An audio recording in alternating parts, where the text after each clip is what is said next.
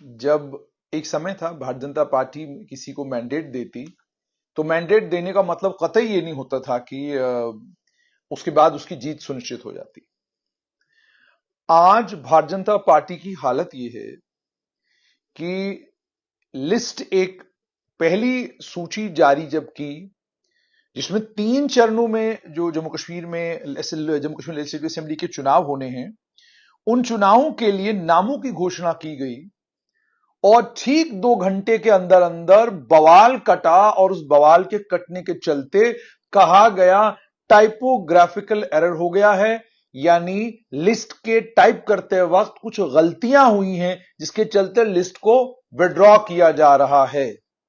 यह उस भारतीय जनता पार्टी में हो रहा है जिस भारतीय जनता पार्टी के का नेतृत्व इस समय प्रधानमंत्री नरेंद्र मोदी कर रहे हैं, गृह मंत्री अमित शाह कर रहे हैं, और जिस पार्टी के अनुशासन को लेकर कल तक यह माना जाता था कि एक बार जो फाइनल हो गया उस पर पुनर्विचार करने की कोई संभावना बीजेपी में नहीं है।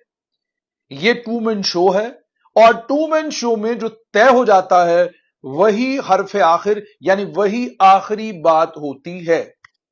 लेकिन आज लग रहा है कि एक तो बहुमत के घटने के कारण अब स्थिति यह हो गई है कि भारतीय जनता पार्टी ने 44 नामों वाली अपनी लिस्ट को जारी किया और जारी करने के 2 घंटे के अंदर अंदर लिस्ट विड्रॉ की गई है।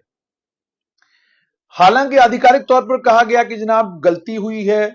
मैंने पूरे लिस्ट को 2 बार नहीं 3 बार पढ़ा, ये देखने के लिए कि कहीं कोई नाम तो नहीं गलत लिखा गया है, कहीं किसी नाम को 2 बार तो नहीं लिखा गया है, लेकिन नाम के स्पेलिंग से लेकर कॉन्स्टिट्यूएंसी तक हर एक चीज बिल्कुल सटीक। जिस व्यक्ति को जहां से मैंडेट दिया गया है वो उस कॉन्स्टिट्यूएंसी में रहता है, वो वहां काम करता है नहीं करता है मैं इसमें जाना नहीं चाहता हूं। लेकिन उसके बाद कहा गया टाइपोग्राफिकल एरर। जब मैंने सूत्रों से जानने की कोशिश की तो उन्होंने यह बताया कि लिस्ट कल रात को ही तैयार हो गई थी, लिस्ट रात में ही निकाली जाने वाली थी, लेकिन फिर रात को कहा गया कि जनाब टाइपिस्ट नहीं मिला, लिस्ट टाइप किससे करवाते, अब यह काम सुबह होगा। सुबह टाइपिस्ट मिला, टाइपिस्ट के मिलने के फौरन बाद लिस्ट टाइप करवाई गई। लिस्ट के टाइप करने के बाद जो ही लिस्ट बाहर आई है तो हंगामा है। बताया यह जा रहा है, सूत्र ये बता रहे हैं कि जम्मू साउथ के प्रबल दावेदारों में कविंदर गुप्ता, प्रबल दावेदारों में विक्रम रंधावा, प्रबल दावेदारों में श्याम चौधरी, प्रबल दावेदारों में उसके अलावा Jammu chamber of commerce industry के प्रधान अरुण गुप्ता, प्रबल दावेदारों में एक और बड़ा नाम विश्व हिंदू परिषद के कार्यकारिणी अध्यक्ष राजेश गुप्ता, उसके अलावा अन्य कई और नाम थे। लेकिन जब लिस्ट बाहर आई तो वहां से डॉक्टर नरेंद्र रैना का नाम फाइनल किया गया।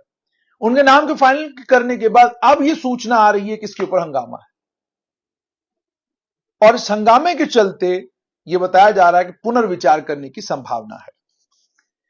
यह भी बताया जा रहा है कि पार्टी के प्रदेश अध्यक्ष रविंदर रैना को नौशेरा से कहा गया चुनाव लड़ने के लिए, मगर संभवतः वो चुनाव लड़वाना चाहते हैं, चुनाव लड़ना नहीं चाहते। सूत्र ये भी बता रहे हैं कि राजौरी के ऊपर भी हंगामा है।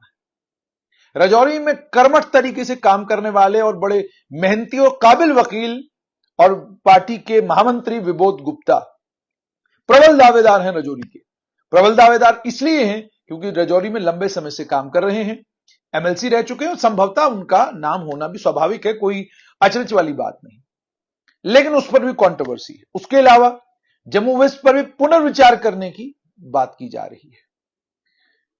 अब यह सत्य पर आधारित है या कोई अफवाहें फैला रहा है, इसकी पुष्टि हम नहीं करते, तो पुष्टि जाहिर सी बात है भारतीय जनता पार्टी के लोग करेंगे। लेकिन अंदर से जो भारतीय जनता पार्टी के लोग हैं उनका यह कहना है कि यह भी एक मामला बन गया है कि आपने सतसीए का नाम काट दिया, पूर्व मंत्री जो है इतने सारे जो है उन्हें ड्रॉप किया गया है।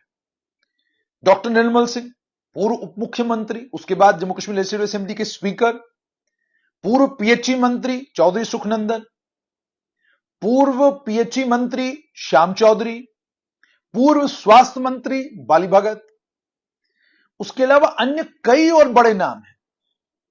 जम्मू म्युनिसिपल कॉर्पोरेशन के mayor Chandramohan, Jammu municipal corporation के एक और पूर्व मेयर राजेंद्र शर्मा, जम्मू कश्मीर की पूर्व डिप्टी मेयर पूर्णिमा शर्मा,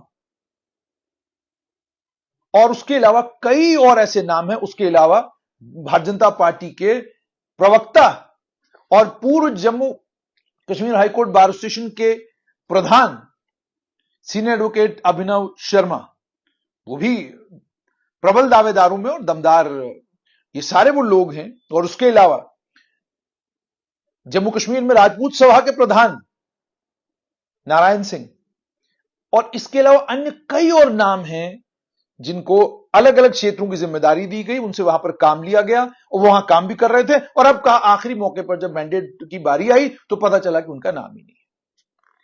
अब जाहिर सी बात है, ये सारी वो चीजें हैं जिनके चलते गतिरोध तो होगा, हंगामा तो होगा, लेकिन किसी ने यह नहीं सोचा था कि अनुशासित भारतीय जनता पार्टी को भी एक ऐसा समय आएगा जब गतिरोध होगा, जब हंगामा होगा और लिस्टें विड्रॉ करनी पड़ेगी।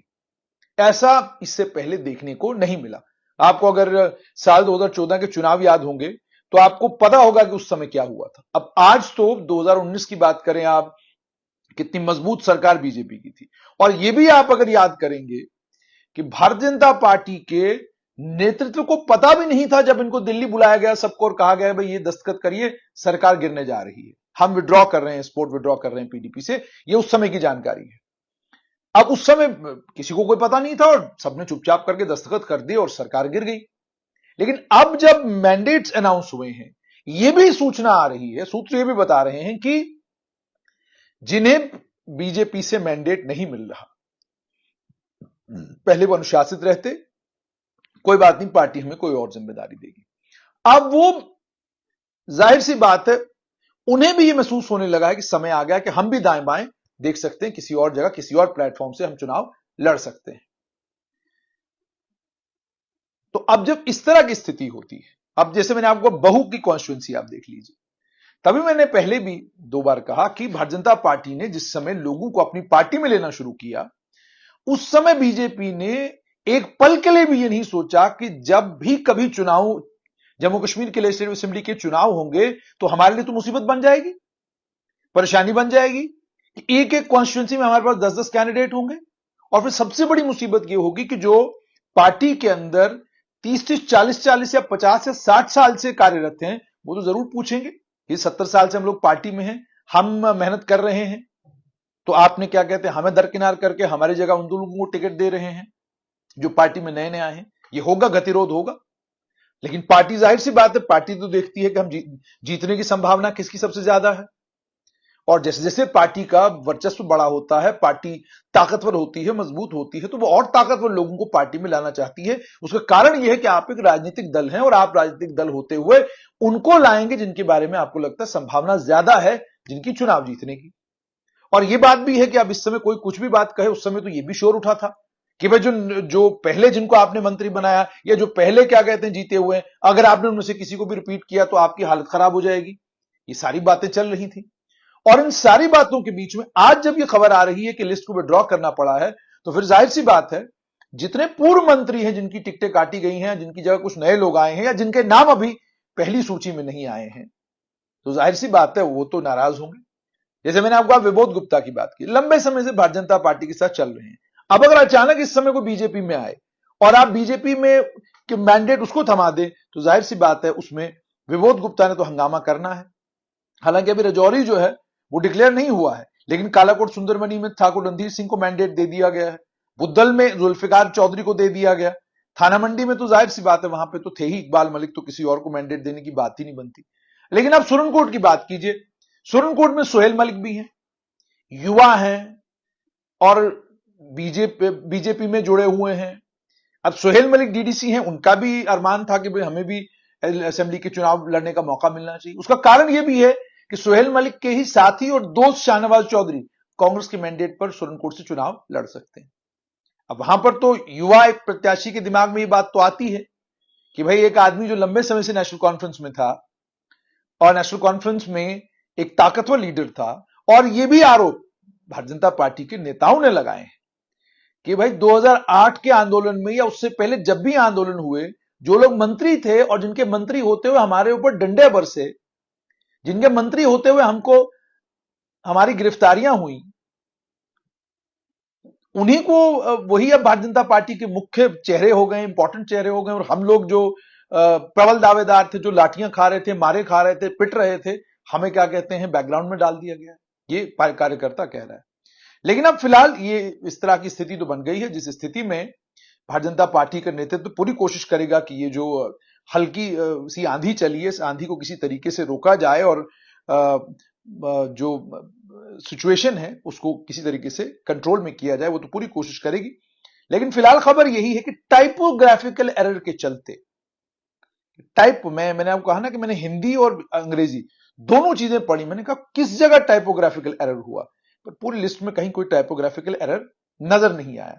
फिर बात समझ में यही आई कि टाइपोग्राफिकल एरर नहीं है, गतिरोध है, नाराजगी है, और जिस नाराजगी को दूर करने की कोशिश पार्टी करेगी, और संभवतः थोड़े ही देर में 2-4 घंटों, क्योंकि समय पार्टी के पास नहीं है।